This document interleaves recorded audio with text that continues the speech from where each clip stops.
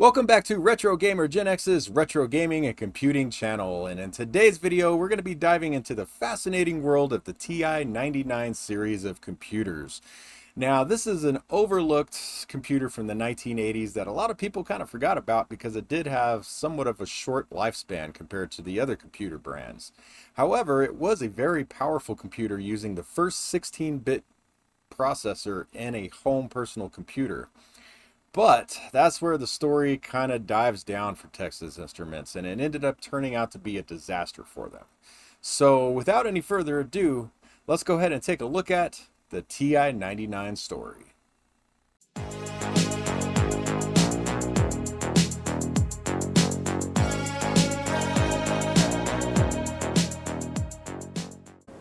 Computers for the home are really popular items. But which one's right for you? These? Powerful but very expensive. These?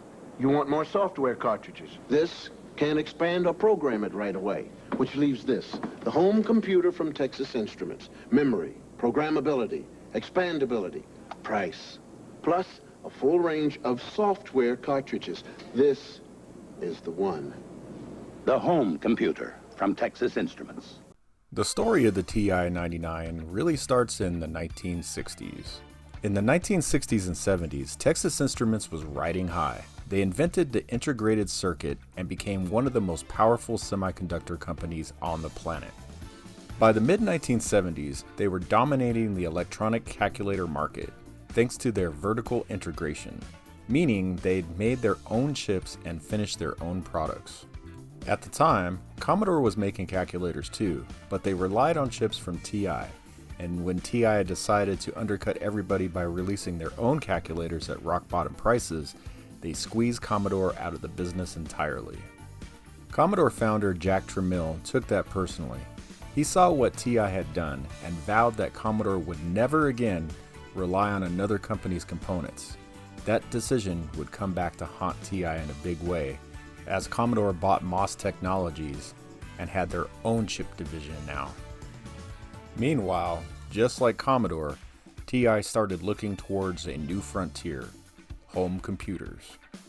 At this time, TI started developing their own personal home computer. By 1979, Texas Instruments released the TI-99-4, one of the first consumer home computers with a 16-bit CPU. At a time when Apple, Atari, and Commodore were still shipping an 8-bit system, TI went big and expensive. The CPU at the heart of this machine was the TMS9900, a chip that they pulled directly from TI's 990 series of mini computers. These are the kind of computers that you would find in laboratories and in industrial control systems. The technology from these computers was made into a single chip CPU.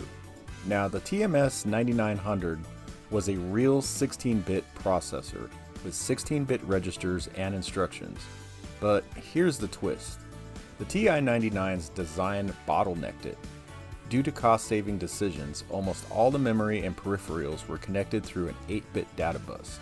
So despite the CPU's power, performance was often worse than the cheaper 8-bit machines like the Apple II or the Atari 400. Worse still, the keyboard was a terrible calculator-style chiclet mess, and it lacked even basic lowercase support. This thing was priced for professionals, but felt like a toy.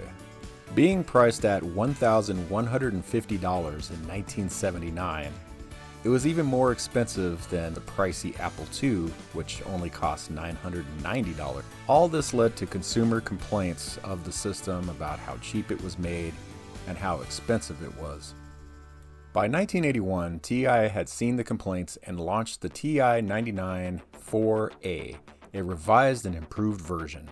It had a real keyboard with full travel keys, support for lowercase characters, and came in a slick silver and black case. TI also improved the basic interpreters slightly and lowered the price to be more competitive. Its introductory price was $525. Even at that lowered price, it was still pretty pricey, as the system did have the TMS9918A video chip, which supported 16-color graphics, hardware sprites, and decent resolutions for the time.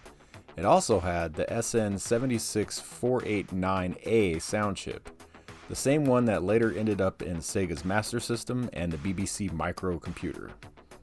Texas Instruments also began pushing educational software, bundling cartridges and promoting the system heavily in schools and department stores. They really wanted this thing to be a family computer. For the first time in his life, he's struggling, having a hard time in math. He needs help. He can get that help with the home computer from Texas Instruments. It has more educational cartridges than any other computer. They challenge, encourage, make learning fun. The home computer from Texas Instruments. It can give your child a head start in school that could last a lifetime. The TI-99 used what was called command modules for the software, and basically what these are just cartridges, just like any other game system would have. Now, they didn't have much third-party support, so games like Munchman was their Pac-Man knockoff. They had Parsec, which was a fast-paced side-scrolling shooter, Alpiner, where you dodged obstacles climbing a mountain, and Tunnels of Doom, which was an early RPG with graphics and sound. TI also released a speech synthesizer, a futuristic add-on that allowed the computer to talk. It sounded like a robot, but it was seriously cool for the 1980s. And then there was the Peripheral Expansion Box, or better known as PEB. A beast of a unit that added floppy disk drives, RS-232 ports, RAM expansion, and even more. The PEB made the TI a real home computer workstation, but it also added a lot of bulk and a lot of cost. Now, by 1982, 1983-ish, Commodore had struck back with the VIC-20 and the Commodore 64. They were selling like hotcakes, and Jack Tramiel slashed the prices aggressively, daring other manufacturers to keep up. TI took the bait. They slashed the TI-99 4A's price over and over and over, dropping it from $525 to $300 to $150 and then to $99. And at the very end, it was selling for $49.99. They were losing a lot of money on every sale. Now, Commodore, with its in-house chip manufacturing thanks to MOS Technologies, could absorb the losses. TI just couldn't do this.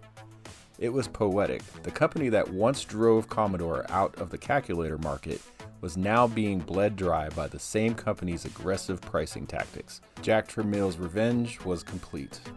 By late 1983, TI's home computer division had lost hundreds of millions of dollars. Despite shipping millions of TI-99 units, they couldn't compete with Commodore, Atari, Apple, and others in the long run. In October of 1983, TI announced that they were exiting the home computer market entirely. And just like that, the TI-99 era was over. Left behind were bargain bins full of $50 TI computers, a warehouse full of unused PEBs, and one of the greatest what-if stories in computing history. Today, the TI-99 is remembered with a lot of nostalgia. It was the first 16-bit home computer with sprite graphics, and one of the first computers with speech synthesis, long before the others did all that. There's also a vibrant community of enthusiasts keeping it alive, with homebrew games, modern SD card loaders, and new PEB alternatives. Now, it may not have been a winner back in its day, but it helped push the industry forward and gave us one of the best high-tech revenge stories in computing history. They buy the home computer from Texas Instruments and get a $100 rebate. That's a powerful computer. The one with all the memory, right? And the tons of software. $100 rebate? Right. Details at the store and get $100, right? Okay, I'll tell them. $100. Get a $100 rebate on the home computer from Texas Instruments. This is $100 for the people, right? Now, you're not fooling. Well, that brings us to the end of the TI-99 story. So, do you currently own a TI-99, or did you own one back in the 80s? And if you owned one in the 80s, did you or your parents buy it off the bargain bin, or did you pay full price for it? Or were you part of Team Commodore or Team Atari or even Team Apple back in those days?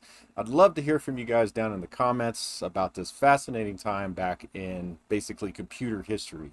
It's just a very fascinating time when computers came to the home for the very first time. Now, if you guys like this content, don't forget to hit that like, that subscribe, and that notification bell. That way you guys get notifications every time I drop new content like this. Also, if you want to help support the channel, don't forget to hit that super thanks heart down below. Any kind of support that does come into the channel goes directly back into the channel to support videos just like the one you're seeing today. Alright guys, I'm going to go ahead and head out of here. Hope you guys enjoyed the video. You guys have a great one. Peace out. Game over, man. It's game over.